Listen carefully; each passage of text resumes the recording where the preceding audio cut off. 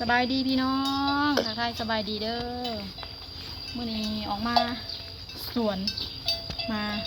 เอาหัวออกแต่คอแล้วก็ปลูกไว้แล้วก็สิไปบันดาลพี่น้องสิพาน้องโตโน่ไปหาหมอชีวิตติดหมอสิไปหาหมออีกแล้วไม่ปลูกเท่าไหร่ปะลงมาทุกๆวันที่ได้กิน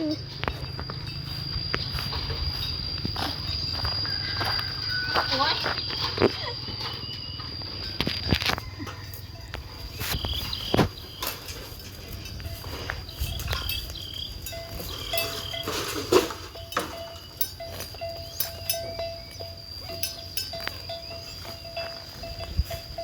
มาไว้ก่อนจ้าเล่นกินอาหารบ้าง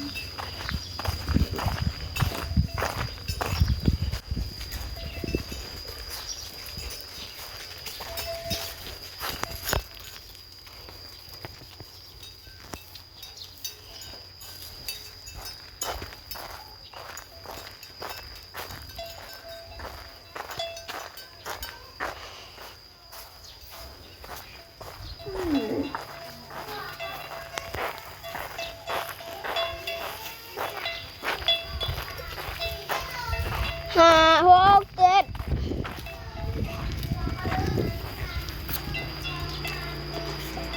นี่คือปลาเริบเ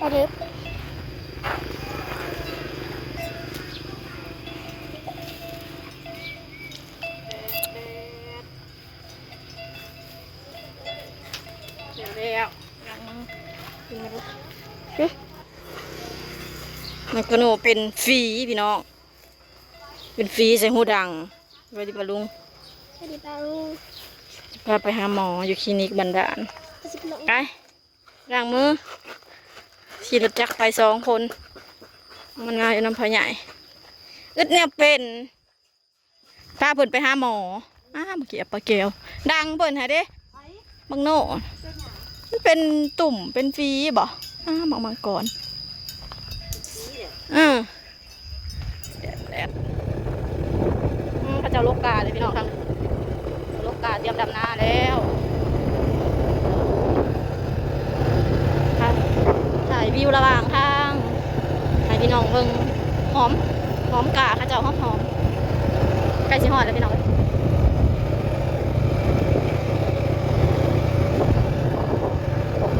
ทำนี่ก็จะเป็นหน้าบ้านน้ำหน้าข้าเจ้าเต็มเลย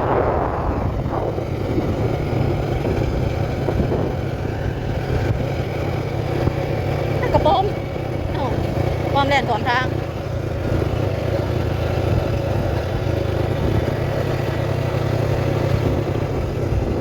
จะเป็นองค์หมอโรงพยาบาลจะไปเขาพวกหมอนะพี่น้องจะไปคลินิกเขาคลินิกจ้าอันนี้ก็หอดบรรดาลแล้ว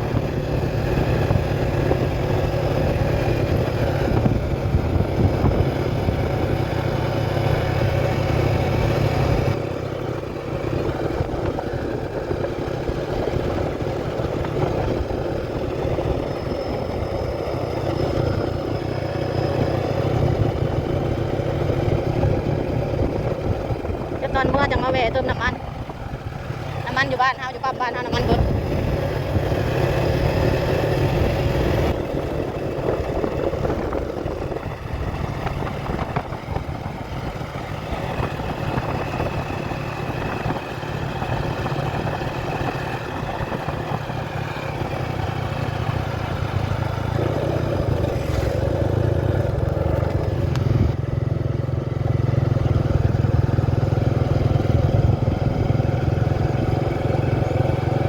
คลินิกประจำ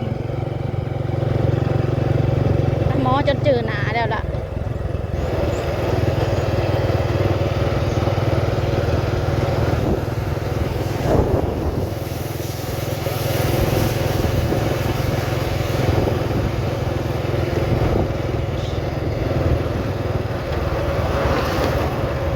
หมดแล้วไปเนี่ยหอดเลยพี่น้องไปขับไปขับไปมีหนึ่งเรือทิมไป นอนถามหมอเบิ่นเบิ่งแผลหายพี่น้องในห้องประมุขเดี๋ยวเขาทาแต่ห้องหายใจไปส่งคืน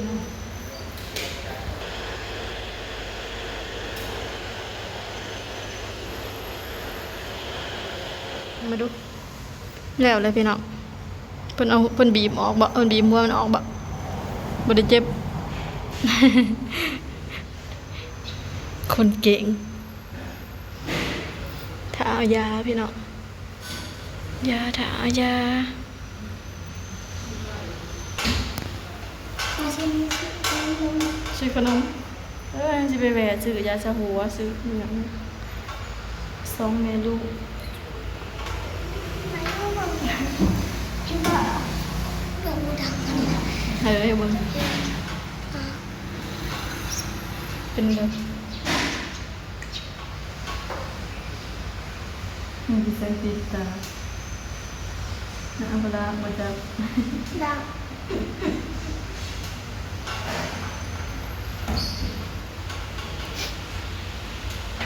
ดามากินใครแต่มันเป็นตุ่มบ่ใหญ่พี่น้องซาดาวเป็นใส่อันนี้เป็นใส่แขนเจ็บจนหายไปแล้วอันนี้น้องตัวโหนเป็นคนก็บ่เจ็บดีแต่มันบ่เจ็บเนาะ จะนัดก็เป็นในนี่ พ่อใหญ่เห็นเป็นน้ำอันนี้พ่อใหญ่ยันมันอักเสบก็เลยมาหาหมอให้หมอเอาหัวมันออกหายพี่น้องเลยกินยาคือมือนี้ลูกพายเขาเป็นตายา ตอนนั้นเจ็บท้อง เศร้า ตอนนั้นเจ็บท้องมันมานะเท่านั้นยังระยะ ลำไส้อักเสบเบอร์ว่าเขาเอ็กซเรย์ในหมอ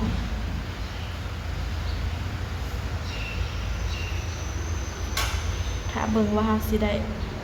เสียเงินเท่าใดขายาเงินแห่งบ่มีตอนนั้น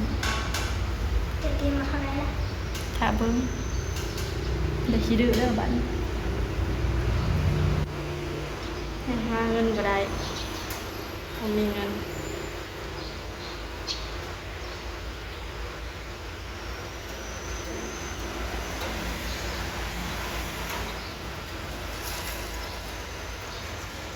รอยารอจ่ายเงิน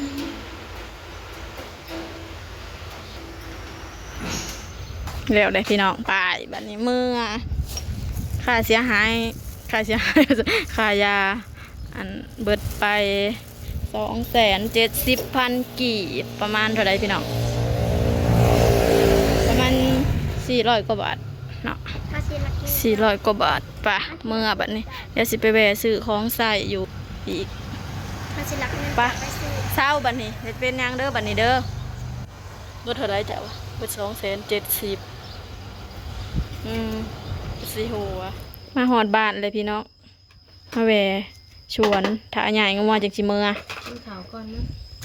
กิน เกิ ข้า ด ว ป่นขี่เลยพันละป่นค่ะขาวหัน ซื้ออันนี้อยู่บ้านเฮาน่ะ120อันนี้นะ อะไรด้วยจ้ะถือ หาชิมหามันกีบ หันยาคา เฮาซื้อน่ะ120ได้อันนี้นะอันนี้ยังดีจอยนี่นะ จอยมันบดถือคมเลย 120เฮาซื้อนะอยู่บ้านเฮานะอันนี้ปัญหาชิมหาพันเท่าใดจักบาท กันลายอยู่นะ 90กว่าบาทเนาะ